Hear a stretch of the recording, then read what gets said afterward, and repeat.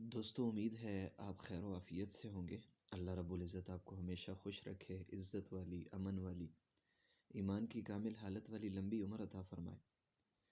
کچھ بھائیوں کا یہ سوال ہے کہ گناہ سے کیسے بچا جائے، گناہ سے بچنے کا کوئی طریقہ بتائیں۔ تو ایک مولانا صاحب کو بھی بیان کرتے ہوئے سنا، اور آپ بھی اس آیت کو پڑھا کریں جب بھی کسی گناہ کے قریب جانے لگیں۔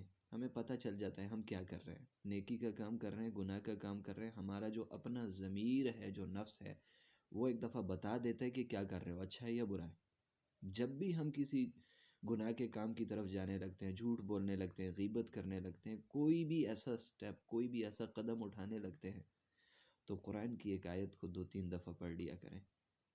اعوذ باللہ من الشیطان الرجیم، بسم اللہ الرحمن الرحیم۔ تو آیت یہ ہے، انی اخاف ان عصیت ربی عذاب یوم عظیم۔ انی اخاف، ترجمہ کیا ہے؟ سورہ زمر کی آیت نمبر غالباً 13 ہے۔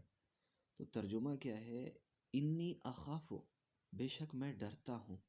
دیکھیں یہ اخاف صیغہ ہے، یہ میل کے لیے بھی استعمال ہوتا ہے، فیمیل کے لیے بھی۔ میل بھی یہی کہے گا کہ انی اخاف، میننگ یہی آتا ہے کہ میں ڈرتا ہوں۔ فیمیل کے لیے بھی آئے گا میں ڈرتی ہوں۔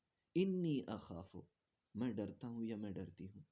ان عصیت ربی، اگر میں نے نافرمانی کی، ربی اپنے رب کی، عذاب یوم عظیم، بڑے دن کے عذاب سے۔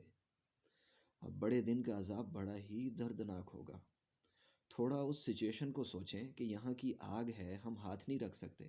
ایکسیڈنٹ ہے، وہ ہم سے برداشت نہیں ہوتا۔ ڈاکٹر ایک انجیکشن لگاتا ہے، وہ ہم سے برداشت نہیں ہوتا۔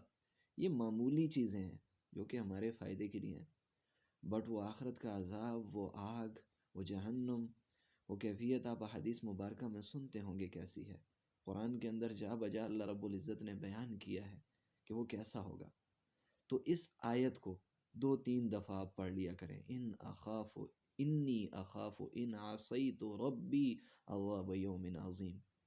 یہ آیت آپ 2-3 دفعہ پڑھا کریں، انشاءاللہ العزیز اس گناہ کا شوق اور اس گناہ کی آنے والی لذت خود بخود آپ کے دل سے نکل جائے گی۔